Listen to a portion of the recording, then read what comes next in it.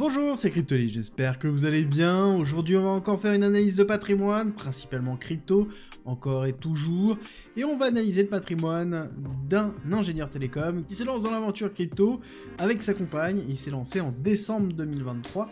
Décembre 2023, et oui, c'est il y a peu de temps, mais en même temps, on a l'impression que c'était il y a longtemps, mais c'est il y a quasiment un an, on ne l'oublie pas. Il s'est lancé avec 70 000 € et en objectif d'atteindre le million d'euros pour être autonome financièrement. La petite particularité, c'est qu'il a fait 3 emprunts de 50 000 €, et oui, portefeuille très risqué, est-ce qu'il faut le faire ou non? Il y a une réflexion autour de ça, vous allez voir, c'est très intéressant, on va analyser tout ça de près. Pour ceux qui ne me connaissent pas, je suis Cryptoly, entrepreneur investisseur crypto, et on va analyser ce portefeuille. Juste avant, je rappelle que j'organise une masterclass dimanche 29 septembre à 18 h, dans lequel vous retrouverez pendant 1h30 ma vision du marché, mon plan d'action dans les mois à venir. Et oui, on se rapproche vraiment du trimestre le plus important dans le début de ce bull run. Il faut vraiment pas le louper. C'est gratuit, mais il n'y aura pas de place pour tout le monde. Donc, il y a un lien en commentaire en description si vous voulez vous inscrire pour avoir accès à une place. Et je vous enverrai directement le lien. Et on est parti, je vous présente donc notre couple qui s'est lancé dans l'aventure en décembre 2023, dans lequel ils ont une résidence principale, ils ont une résidence secondaire dans laquelle il y a du Airbnb. Ils profitent justement du télétravail dans leur résidence principale, et quand ils sont obligés d'aller sur site pour faire les jours classiques, à ce moment-là il n'y a pas de Airbnb et ils utilisent en fait ce logement-là. Donc ils ont plusieurs styles de revenus. Ils ont les revenus du Airbnb, les revenus salariales qui sont mis en place, et pour accélérer le tout, ils ont décidé de faire un emprunt de 50 000 € pour un taux de 5%, ce qui représente à peu près 895 € par mois. Alors la particularité du couple, c'est qu'ils ont réfléchi notamment à se dire, ok, si jamais ça ne marche pas, comment on va directement le rembourser? Et ils ont défini, ils ont statué, ils ont vu, ils ont calculé, ils ont planifié, très important, que entre 2 et 3 ans maximum, ils avaient régulé ce prêt grâce principalement à leur prime et à leur partie variable de la partie salariale, donc qui est toujours très important pour eux. Et je pense que c'est une analyse qui est très intéressante. Parce que c'est quelque chose que j'ai déjà vu, que j'ai déjà lu à droite à gauche, donc c'est l'occasion d'en reparler, et même de base dans la conscience et dans la réflexion qu'ils ont de faire ce prêt-là, et les risques qu'ils sont en train d'encourir.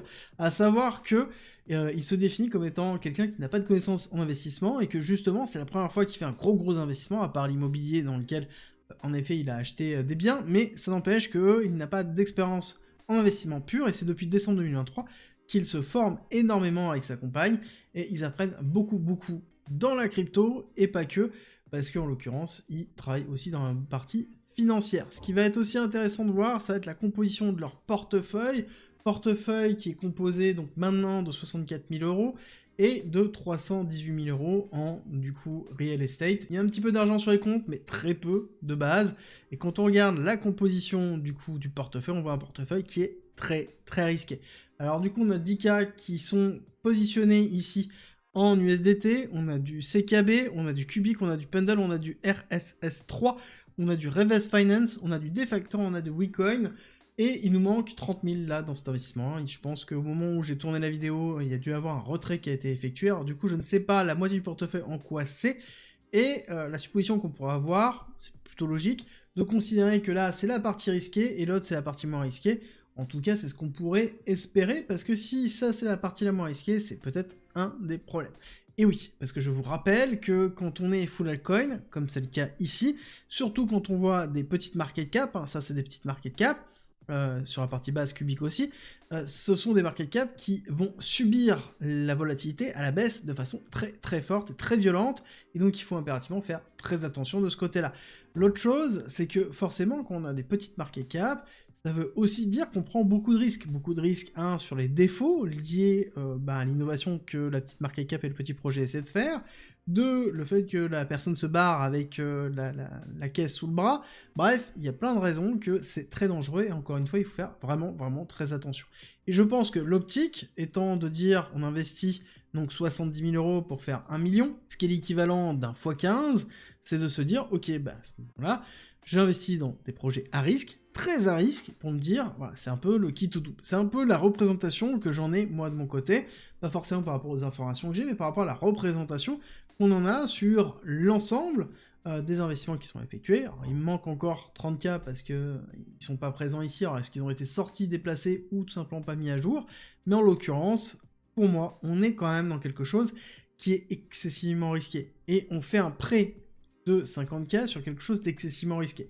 C'est-à-dire que la représentation du gain opportunité ici, c'est quelque chose qui va être payé sur 2 à 3 ans. Alors c'est des personnes qui se forment énormément, c'est plutôt positif et il faut continuer à se former, c'est très important, surtout dans le domaine de l'investissement. Si on investit sans savoir ce que l'on fait, on prend énormément de risques et surtout on ne se rend pas compte des risques que l'on prend. Et c'est là où on fait vraiment de très mauvaises décisions. Et encore une fois, faites vraiment très attention avec les emprunts. Si vous n'avez pas de planification pour pouvoir les rembourser, et même si vous avez une planification, c'est des coups de poker que vous effectuez, dans lequel vous ne pouvez pas forcément holder sur le long terme.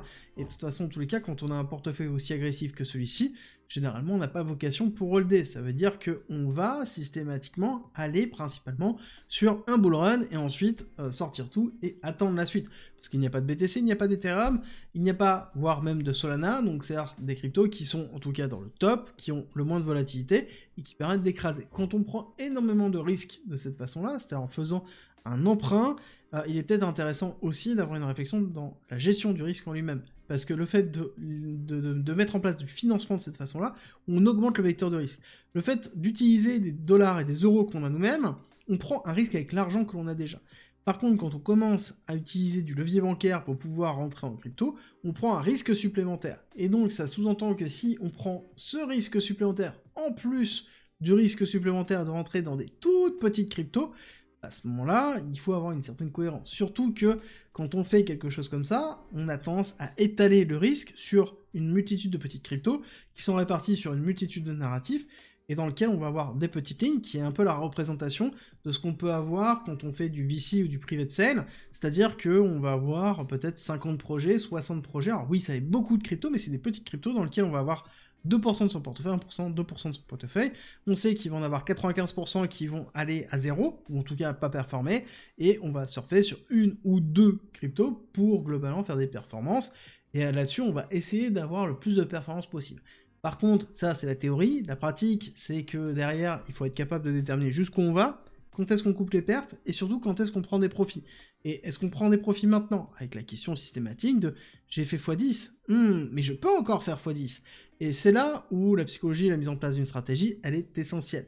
Et la question est systématiquement, est-ce que vous avez une stratégie vraiment ferme, solide, à mettre en place pour pouvoir assurer la prise de profit, la gestion du risque que vous prenez, et est-ce que vous avez systématiquement conscience du risque que vous avez pris?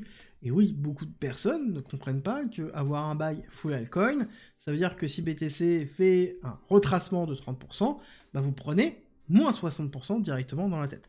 Et ça veut dire derrière que la psychologie va être vraiment importante, parce que dans une phase d'accélération, d'une phase d'expansion, d'un bull run, on a souvent ces phases de retracement de 30% qui font très mal sur BTC, qui font beaucoup plus mal sur des altcoins, dans lequel, en effet, on morfle énormément. On peut avoir un portefeuille qui peut, par exemple, arriver, dans notre cas, ici, peut-être à 1 million, on ne sait pas, mais en l'occurrence, c'est l'objectif qu'ils ont, donc ça peut arriver à 1 million, et arriver à un retracement de moins 30% de BTC, donc on fait moins 60%, le portefeuille arrive à 400 000, on se dit, super, en l'occurrence, ils ont fait 330 000 de bénéfices, 70 000, moins 400 000, c'est l'écart, sauf qu'on va pas le voir comme ça. Psychologiquement, on va voir surtout la perte de 600 000. Sauf que c'est pas une perte, c'est juste que le profit non réalisé, bah, il est non réalisé, donc c'est juste une vue fictive, et que pour le réaliser, il faut le vendre. Et si on le vend, on le perd pas, sauf si on le réalloue. Mais ce que je veux dire par là, c'est que quand on a un portefeuille qui est ultra volatile, la stratégie de prise de profit, elle est vraiment, vraiment importante pour être solide dans ses basques, parce que c'est ce qui va être le plus compliqué, ça va être le mental. Et vraiment, le mental, c'est ce qui fait tout le temps, que les personnes partent en positif et finissent en négatif, quoi qu'il arrive dans un bull run. Donc ne soyez pas ces personnes-là, ayez un plan systématiquement, réfléchissez bien. Et encore une fois, je le répète toujours, acheter en bas, vendre en haut, c'est pas un plan, donc il faut vraiment vous poser sur comment vous allez gérer ces parties-là et comment vous allez gérer la partie émotionnelle, parce que si vous pensez que ça va être simple, bah écoutez, on se reverra au prochain cycle, et vous serez parmi les personnes qui, justement, qui font des commentaires pour essayer de convaincre ceux qui ne croient pas que ça existe. Encore une fois, faites attention, n'oubliez pas votre capital, c'est ce qui vous permet d'investir. Si vous cramez votre capital, vous n'avez plus de moyens d'investir. Si vous n'avez plus de moyens d'investir, vous n'avez plus de capacité à pouvoir surfer les tendances, qu'elles soient en positif, qu'elles soient en négatif. Et si jamais on rentre réellement dans une récession dans les mois qui arrivent, dans les années qui arrivent, il y aura énormément d'opportunités à qui aura un capital. Donc encore une fois, faites vraiment attention à vos investissements. Et surtout, si vous êtes un levier bancaire. J'espère que cette vidéo vous a aidé. Dites-moi ce que vous en pensez en commentaire. Dites-moi si pour vous c'est risqué ou pas. Est-ce que vous aussi vous avez fait un levier bancaire? Et est-ce que ce portefeuille est selon vous très risqué ou peu risqué? Dites-nous tout en commentaire. Et nous on se retrouve très vite pour une nouvelle vidéo.